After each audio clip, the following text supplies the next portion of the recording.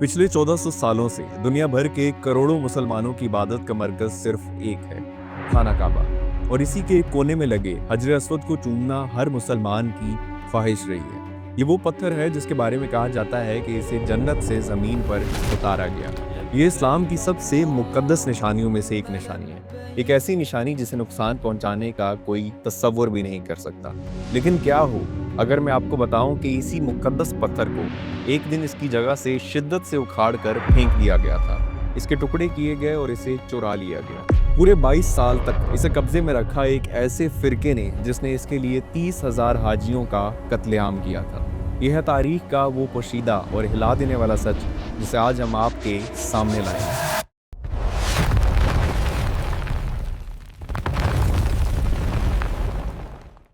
आखिर ये कौन लोग थे? वो कौन सा फिरका था जिसने मुसलमानों के मुकद्दस तरीन मुकाम पर हमला करने की जुर्रत की? तारीख इन्हें करामिता के नाम से जानती है। 9वीं सदी में जन्म लेने वाला ये फिरका एक इस्माइली फिरका था जिसके अकायद उस वक्त के मुसलमानों से बहुत मुख्तलिफ और इंतहा पसंदाना थे। इस फिरके का मानना था कि हज जैसी इबादत, काबे का तवाफ और हजर अस्वद को बोसा देना, ये सब जहालत की रस्में हैं और एक किस्म की बुत परस्ती है।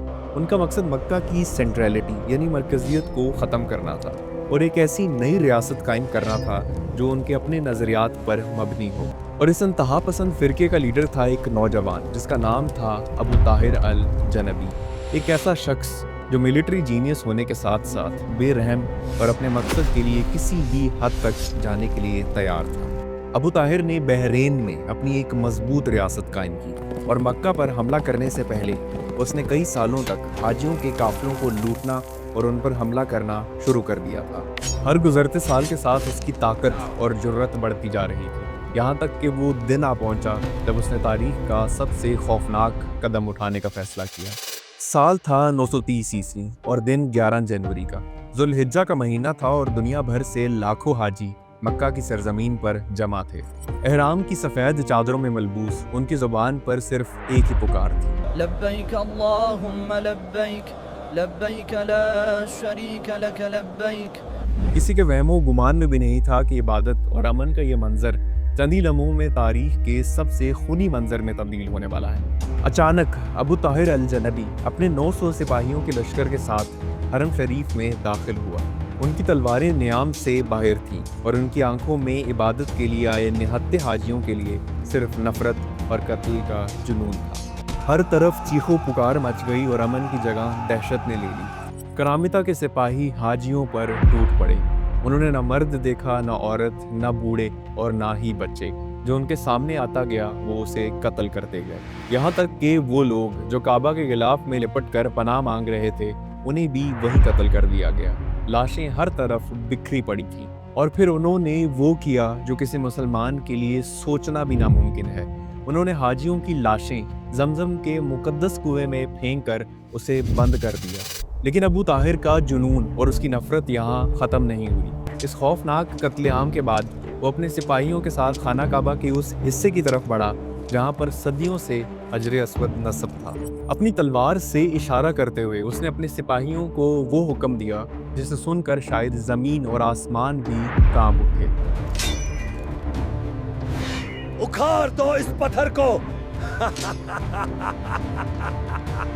करामिता के सिपाही हथौड़े और दूसरे औजार लेकर काबा की दीवार पर टूट पड़े। बेरहमी से ज़रबे लगाने लगे। हर ज़रब के साथ गोया उम्मत मुसलमा के दिल पर चोट लग रही थी, यहाँ तक कि मुकद्दस पत्थर में दरारें पड़ गई और आखिरकार उन्होंने उसे उसकी जगह से निकाल लिया। रिवायतों के मुताबिक अबू ताहिर ने इस कामयाबी के बाद अपने घोड़े पर सवार होकर बड़े ही तकब्बुर से एक आवाज़ लगाई, कहाँ है वो तुम्हारा परवरदिगार जो अब्रहा के लश्कर पर अबाबिल परिंदे भेजता था? आज वो परिंदे कहाँ हैं? अपनी इस घिनौनी हरकत के बाद करामिता का लश्कर हजर अस्वद को अपने साथ लेकर मक्का को तबाही और बर्बादी की हालत में छोड़कर अपने मरकज़ बहरीन रवाना हो गया। हजर अस्वद जा चुका था।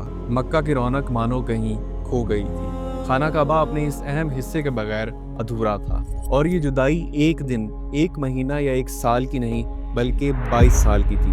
बिल्कुल 22 साल तक मुसलमानों ने हजर अस्वद के बगैर خانہ کعبہ کا طواف کیا۔ ایک پوری نسل ایسی پیدا ہوئی اور جوان ہو گئی جس نے حجر اسود کو اپنی جگہ پر کبھی دیکھا ہی نہیں تھا۔ اس عرصے میں مسلمانوں نے حجر اسود کو واپس لانے کی کئی کوششیں کی۔ اس وقت کے عباسد کیلف جو بغداد میں حکومت کرتے تھے، انہوں نے اس پتھر کے بدلے کرامتہ کو 50,000 دینار کی بھاری رقم کی پیشکش کی، لیکن ابو طاہر اور اس کے فرقے نے تکبر اور غرور میں اس پیشکش کو حقارت سے ٹھکرا دیا۔ ان کا مقصد پیسے کمانا نہیں بلکہ امت مسلمہ کو ذلیل کرنا اور مکہ کی اہمیت کو پامال کرنا تھا۔ وقت گزرتا گیا اور لوگوں کی امیدیں ٹوٹتی گئیں۔ ایسا لگنے لگا کہ شاید حجر اسود اب اپنی جگہ پر کبھی واپس نہیں آ پائے گا، لیکن تاریخ ہمیشہ ایک سی نہیں رہتی۔ 22 سال کے لمبے انتظار کے بعد آخر کار چیزیں بدلنا شروع ہو گئیں۔ ظالم ابو طاہر الجنبی کی موت ہو چکی تھی اور اس کے بعد کرامتہ کی ریاست اندر سے کمزور پڑنے لگی تھی۔ دوسری طرف مصر میں فاطمی حکومت سمیت دوسری مسلم طاقتوں کا دباؤ بھی بڑھ رہا تھا، جو انہیں اس مقدس پتھر کو واپس کرنے پر مجبور کر رہا تھا۔ آخر کار لگاتار دباؤ کے بعد سال 951 میں کرامتہ نے حجر اسود کو واپس کرنے کا فیصلہ کیا۔ اب وقت آ گیا ہے اس پتھر کو واپس کرنے کا۔ لیکن انہوں نے اسے واپس بھی اپنے تکبر والے انداز میں کیا۔ انہوں نے اسے واپس مکہ نہیں پہنچایا بلکہ عراق کے شہر کوفہ کی جامع مسجد میں لا کر چھوڑ دیا، اور ساتھ میں ایک پیغام بھی رکھا جس پر لکھا تھا، ہم نے اسے حکم سے حاصل کیا تھا اور ہم اسے حکم سے ہی واپس کر رہے ہیں۔ ہم نے اسے اپنے حکم سے حاصل کیا تھا اور اب اپنے حکم سے ہی واپس کر رہے ہیں۔ یہ خبر آگ کی طرح پوری مسلم دنیا میں پھیل گئی۔ ہر طرف جشن کا سماں تھا۔ آخر کار اس مقدس امانت کو کوفہ سے مکہ لایا گیا اور 22 سال کے لمبے عرصے کے بعد دوبارہ اس کے اصل مقام پر خانہ کعبہ کے کونے میں نصب کر دیا گیا۔ لیکن یہ واپسی ایک نشانی چھوڑ گئی۔ کرامتہ کے حملے کی وجہ سے حجر اسود کئی ٹکڑوں میں ٹوٹ چکا تھا۔ آج بھی اگر آپ غور سے دیکھیں تو آپ کو یہ پتھر کئی حصوں میں نظر آئے گا، جنہیں چاندی کے ایک فریم میں جوڑ کر رکھا گیا ہے۔ ایک ایسی نشانی جو اس خوفناک دن کی یاد دلاتی ہے۔ تو یہ تھی حجر اسود کی وہ داستان جو ظلم، صبر اور آخر کار واپسی کی کہانی ہے۔ یہ پتھر آج بھی ان زخموں کا نشان لیے ہوئے ہے جو اسے تاریخ نے دیے۔ ہر سال کروڑوں لوگ حجر اسود کو چومتے ہیں، لیکن شاید بہت کم لوگ جانتے ہیں کہ وہ تاریخ کے اس زخم کو چوم رہے ہیں جو اب بھر چکا ہے۔ خانہ کعبہ کی دیوار میں لگا یہ پتھر ایک خاموش گواہ ہے جو ہمیں یہ یاد دلاتا ہے کہ تاریخ میں سب سے قیمتی چیزیں وہ نہیں ہوتی جو کبھی ٹوٹی نہیں ہیں، بلکہ وہ ہوتی ہیں جو ٹوٹ کر بھی اپنی جگہ پر قائم رہتی ہیں۔ اس کہانی کا سب سے ہلا دینے والا حصہ کون سا ہے، اس کا فیصلہ اب آپ کریں گے، کیونکہ ہر کہانی تاریخ کا ایک سبق ہے۔